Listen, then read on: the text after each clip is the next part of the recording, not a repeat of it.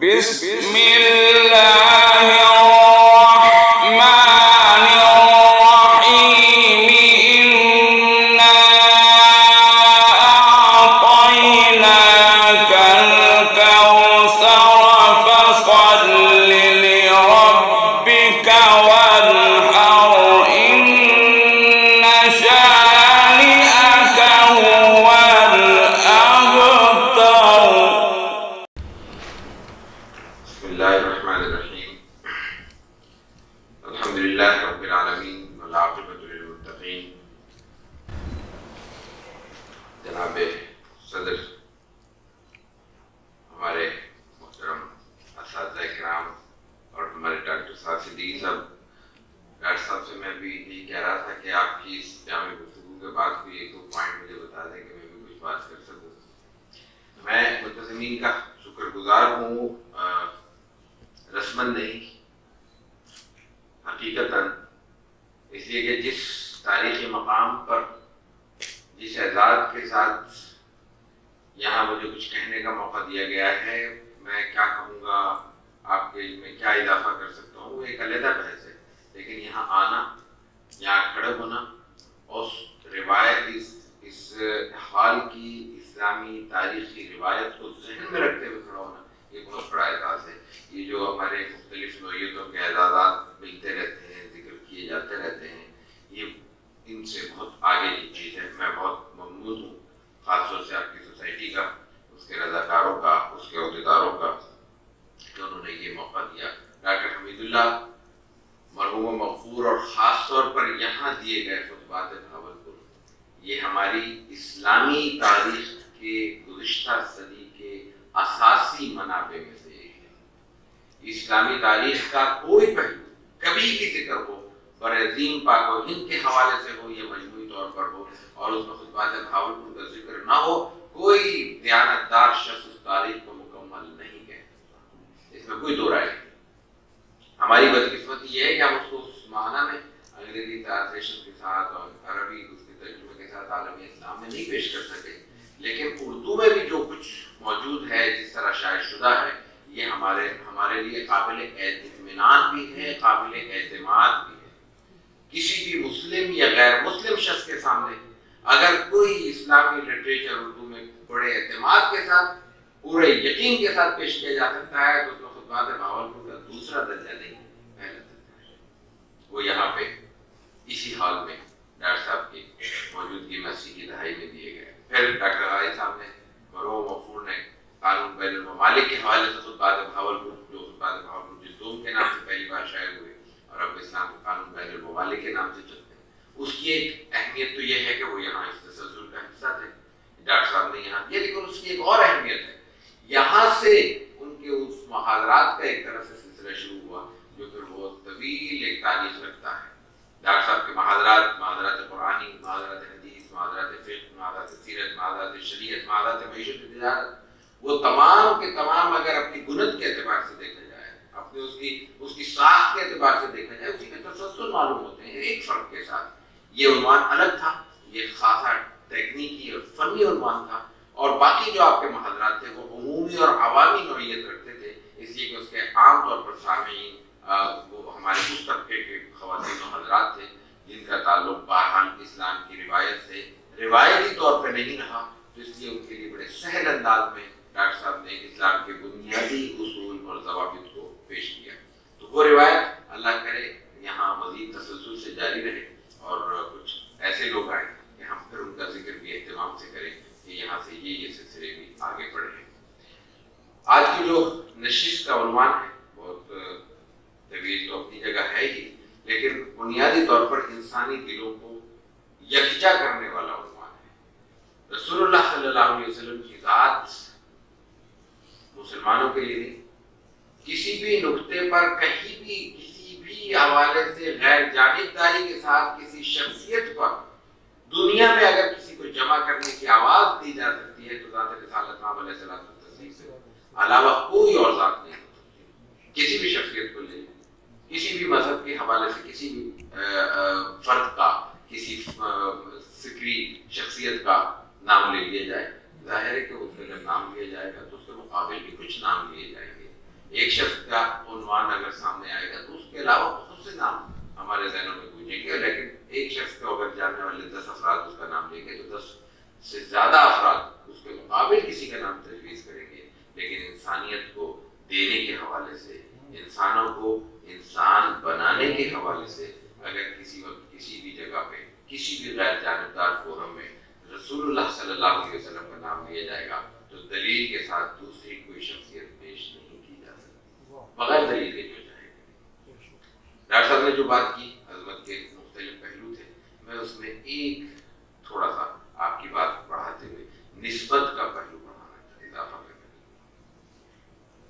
رسول اللہ صلی اللہ علیہ وسلم سے امتی کی حیثیت سے اللہ کا ایک بہت بڑا انعام ہے جس کے مقابل شاید کوئی اور انعام نہ ہو، بلکہ یقیناً کوئی انعام نہیں ہے. وہ ہے ہمیں امتی کی حیثیت سے آپ سے ایک نسبت حاصل ہو گئی ہے.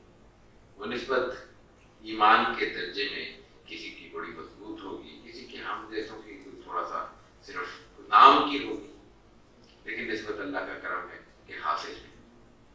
اس نسبت کو ہمارے نوجوانوں کا جو عنوان ہے، میں اپنے نوجوان ساتھیوں کے سامنے رکھنا چاہتا ہوں کہ اس نسبت کا درجہ کیا ہے، دائرہ کیا ہے، اور اس نسبت کی قدر و منزلت کیا ہونی چاہیے. دیکھنے کی بات یہ ہے، ایک لفظ ہے آپ کی اس سوسائٹی کا نام میں آتا ہے قرات اور نعت. قرات کا ذرا بات طویل ہو جائے گی، قرآن کی طرف چلی جائے گی. نعت کو لیں. نعت کس کو کہتے ہیں؟ عربی میں نعت کس کو کہتے ہیں؟ تعریف، ستائش. لیکن کیا یہاں یہی مراد ہے؟ یہاں کیا مراد ہے؟ یہاں رسول اللہ صلی اللہ علیہ وسلم کی نعت مراد ہے.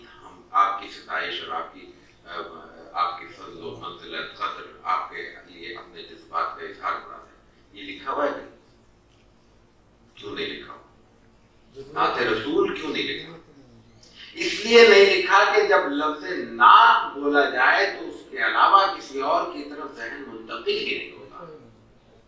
جب لفظ سیرت استعمال کیے جائے تو رسول اللہ صلی اللہ علیہ وسلم کے علاوہ کسی طرف ذہن منتقل ہی نہیں ہوتا. جب حتیٰ کہ مدینہ لفظ استعمال کیا جائے، ابھی نعت پڑھی تھی ایک بچی نے ماشاءاللہ بڑے جذبے سے، اس میں لفظ مدینہ سے مراد کیا ہے؟ عربی سب جانتے ہیں، شہر. تو شہر سے مراد کیا ہوگی؟ شہر سے ہمیں کیا عقیدت؟ شہر سے یہی ہماری عقیدت ہے آپ کے یہاں محبت ملی، ہمیں لاہور یاد رہے گا. ڈاکٹر صاحب نے کبھی بلایا تو ہمیں لاہور یاد ہو جائے گا.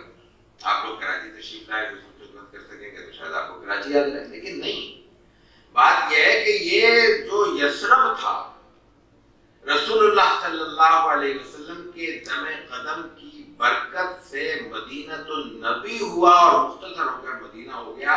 دنیا کے ہزاروں لاکھوں شہر ایک طرف، جب لفظ مدینہ عربی میں بولا جائے، اردو میں بولا جائے، ہندی اور سنسکرت میں بولا جائے، اس سے صرف اور صرف ایک شہر مراد ہوگا، مدینۃ النبی، جو اس سے پہلے یثرب تھا. یہ رسول اللہ صلی اللہ علیہ وسلم کی نسبت ہے جس نے لفظ نعت کو بھی زندہ کر دیا، لفظ سیرت کو بھی زندہ کر دیا، لفظ مدینہ کو بھی زندہ کر دیا، اور ایک خاص ماحول، ایک خاص تعارف عطا کر دیا. یہ بے جان لفظ تھے جو رسول اللہ صلی اللہ علیہ وسلم کی نسبت سے قیامت تک کے لیے اپنا ایک تشخص پا گئے. ہم جیسے زندہ انسان اگر یہ نسبت حاصل کر لیں تو ہمارا مقام کیا ہوگا؟ رسول اللہ صلی اللہ علیہ وسلم نے مکی عہد میں ایک دعا کی تھی. جب بہت زیادہ پریشانیاں تھیں، جب مسلمانوں کو دفاع کی ضرورت محسوس ہو رہی تھی، جب کسی ایسے مرد جری کی جرأت درکار تھی جو مسلمانوں کے سامنے ڈھال بن سکے، غریبوں، کمزوروں یا مضبوط لوگ بھی جو بالکل اپنے قبیلوں سے تنہا کاٹ دیے گئے تھے، علیحدہ کر دیے گئے تھے، اس وقت آپ علیہ السلام نے دو ایک جیسی شخصیات کا ذکر کر کے دعا مانگی تھی اللہ تعالیٰ سے. ایک جیسی شخصیات، اس لیے کہ اگر ان کی صلاحیتوں میں فرق ہوتا آپ علیہ السلام کی نظر سے، تو آپ کی نظر میں جو 20 ہوتا آپ اس کو مانگتے، 19 کو کیوں مانگتے؟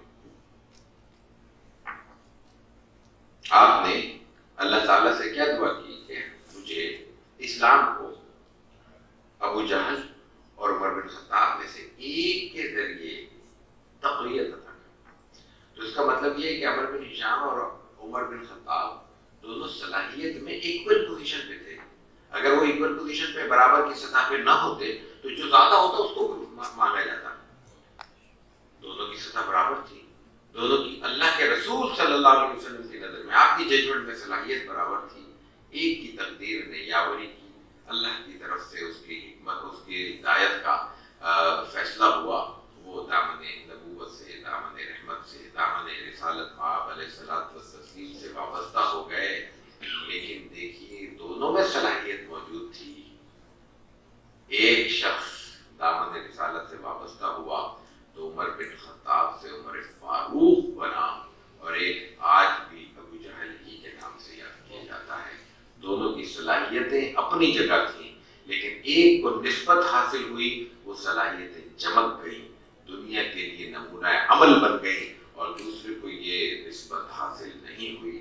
وہ جس حالت میں تھا اسی حالت میں دنیا سے رخصت ہوا, اور اسی نام سے آج یاد کیا جاتا ہے جس کو کوئی اچھا تاثر بھی, صوتی تاثر بھی کوئی اچھا نہیں ہوتا. ابو جہل یہ حالت کا بھی باپ, کیا اس سے تاثر آئے گا, اور کیا اس کے نام سے کوئی انسان کو انسیت ہوگی, کیا اس کو نام لے کے آدمی کو کوئی شگفتگی طبیعت میں محسوس ہوگی. تو اصل چیز ڈھونڈ پھر کے کیا ہمیں سامنے آتی ہے, صرف اور صرف ذات رسالت مآب علیہ الصلوۃ والتسلیم سے نسبت. یہ نسبت لفظوں میں ہمیں حاصل ہے, لیکن ایمان کے لیے لفظوں سے آگے کا درجہ درکار ہے. حضرت عمر فاروق رضی اللہ تعالیٰ عنہ کا یہ قول, ایک واقعہ اس حوالے سے بھی ہماری رہنمائی کرتا ہے. آپ علیہ الصلوۃ والتسلیم کے ساتھ سفر پہ تھے, مطلب ٹہل رہے تھے, چل رہے تھے. انہوں نے پوچھا کہ تمہیں کتنی محبت ہے مجھ سے. لیکن سب سے زیادہ اپنی جان کے علاوہ ہر چیز سے زیادہ مجھے محبت ہے. آپ نے فرمایا کہ ایمان مکمل نہیں ہے.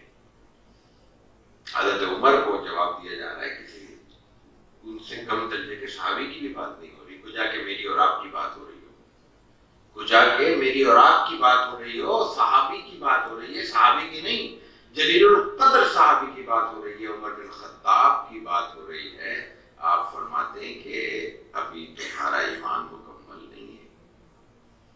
اس کے بعد وہ کہتے ہیں کہ نہیں, ان کو بات سمجھ میں آ گئی کہ یہاں پر اپنی ذات کا بھی معاملہ نہیں ہے, رسول اللہ صلی اللہ علیہ وسلم سے محبت کا جو دائرہ ہے وہ تو اپنی ذات سے بڑھ کر ہے. تو آپ نے اس وقت کہا کہ الان یا اب تم دائرہ اسلام میں مضبوطی کے ساتھ اس سطح پہ آ گئے ہو کہ اب میں گواہی دے رہا ہوں کہ تمہارا ایمان مکمل ہو گیا. اب اللہ کے نبی گواہی دے رہے ہیں ایمان مکمل ہونے کی. لیکن سوچنے کی بات یہ کہ لمحوں میں کیا ہوا,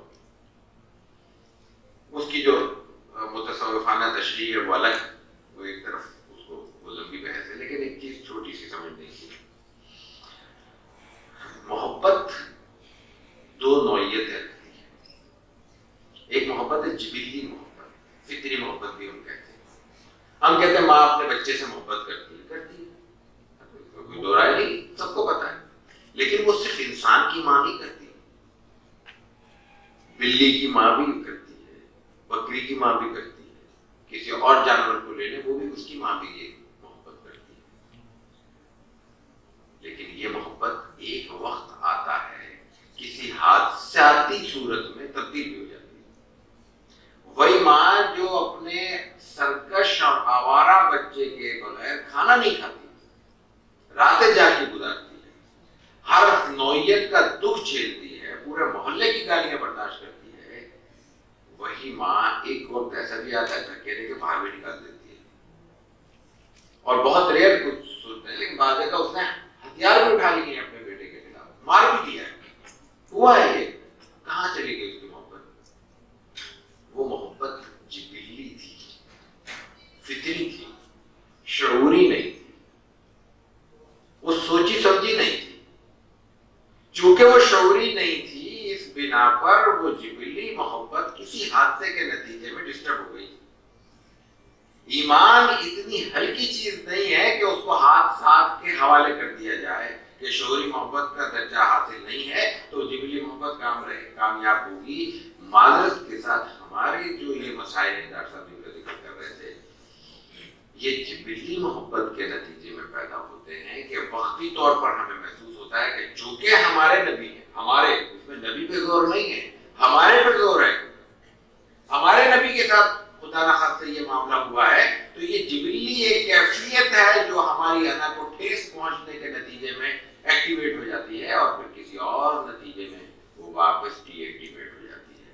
ایمان ایسی چیز نہیں ہے کہ کبھی اس کو آن کر دیا، کبھی اس کو آف کر دیا، کبھی اس کو ایک ہائٹ پر پہنچا دیا، کبھی واپس اس کو نیچے لے آئے. ایمان کو جب تک شعوری محبت میں تبدیل نہیں کیا جائے گا اس وقت تک یہ مسائل رہیں گے. شعوری محبت کا مفہوم یہ ہے کہ قرآن کریم میں اور نبی مکرم علیہ الصلوۃ والتسلیم نے اپنے اسوہ حسنہ کے ذریعے، اپنے احادیث مبارکہ، اپنی سنت مطہرہ کے ذریعے جو ہمیں احکامات دیے ہیں اور جو اپنا مقام خود بیان کیا ہے اور اس مقام کے جو تقاضے ہمارے سامنے رکھے ہیں ان کو پہلے سمجھیں، پہلے پڑھیں، پھر سمجھیں، ذہن کے اندر دریچوں میں ان کو جگہ دیں اور اس کے بعد پھر اس کو اپنے عمل کے ذریعے اس کا امپلیمنٹ کریں، اپنے معاشرے پر اس کا اطلاق کریں. یہ ان میں سے کوئی چیز بھی ایسی نہیں ہے، یہ مکمل پیکج ہے. یہ نہیں ہو سکتا کہ پڑھ کے چھوڑ دیا تو بھی کام بن گیا، پڑھ کے سمجھ کے چھوڑ دیا تب بھی کام بن گیا.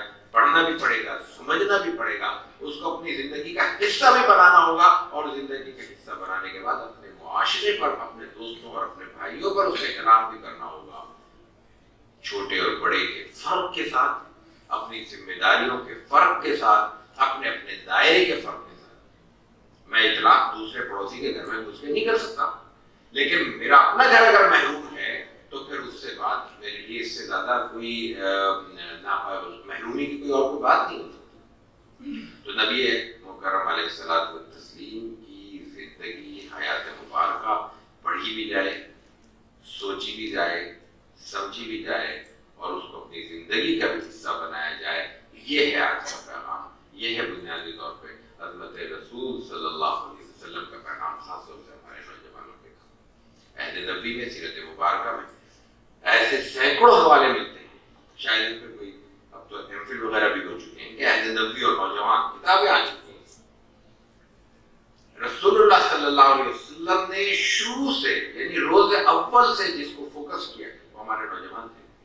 آخری وقت تک جن صحابہ کرام کو ذمہ داری دی ہے وہ اہل نبی کے نوجوان تھے. ہم نام پڑھتے ہیں معاذ بن جبل، ذہن میں ہوتا ہے وہ بہت بڑی شخصیت ہوگی. حضرت اسامہ کے علاوہ کسی کا ہمارے ذہن میں نہیں آتا کہ وہ نوجوان تھے. عبداللہ ابن عباس کو جب آپ اپنے جلیل القدر صحابہ کے درمیان ان کو بہت مناسب بلکہ بہت زیادہ اعزاز کے ساتھ منصب ادا کرتے تھے، 12-14 سال 15 سال کی عمر میں. معاذ بن جبل انتہائی نوجوان، 16-18 سال کی عمر کے آدمی، نابینا صحابی ہیں. رسول اللہ صلی اللہ علیہ وسلم نے کم و بیش اپنی زندگی میں 12-13 بار مدینہ نبی میں، مدینہ منورہ میں اپنا نائب مقرر کیا ہے. بعض اوقات پورے مدینے کا اور بعض اوقات صرف مسجد نبوی میں امامت کا. اور مسجد نبوی کی امامت اس زمانے کی ہماری آج کی مساجد کی امامت نہیں تھی. وہ بہت سے مناسب اس میں جمع تھے. عبداللہ ابن ام مکتوم نوجوان تھے، ایک تو نابینا تھے، دوسرے نوجوان تھے. مکہ مکرمہ فتح ہوتا ہے، کتنی بڑا واقعہ ہے کہ وہ جگہ جہاں سے آپ کو نکالا گیا، جہاں آپ کو زخمی کیا گیا، جہاں آپ کو بار بار آپ کے جہاں سے پلاننگ کر کے آپ پہ جنگیں مسلط کی گئی ہیں، آپ وہاں پہ 8 ہجری میں جب آپ دوبارہ غلبہ پاتے ہیں اور جب آپ بڑا یعنی اعلان عام، معافی کا اعلان عام کرتے ہیں، اس وقت اپنا نمائندہ کس کو مقرر کرتے ہیں؟ یہ نوجوان کو 17-18 سال کی عمر. تو رسول اللہ صلی اللہ علیہ وسلم نے اپنی پوری حیات مبارکہ میں نوجوانوں کو اعتماد بھی دیا، ان کو ٹاسک دے کر ان کو تیار بھی کیا اور آئندہ آنے والی زندگی کے لیے ان کی مختلف مراحل پر تربیت بھی فرمائی. یہ ہمارے بڑوں کی ذمہ داری ہے اور ہمارے نوجوانوں کی ذمہ داری ہے. اقبال کے ایک شعر میں اگر اجازت و تصرف کے ساتھ، قوت عشق سے میں آپ کے آج کے نوجوان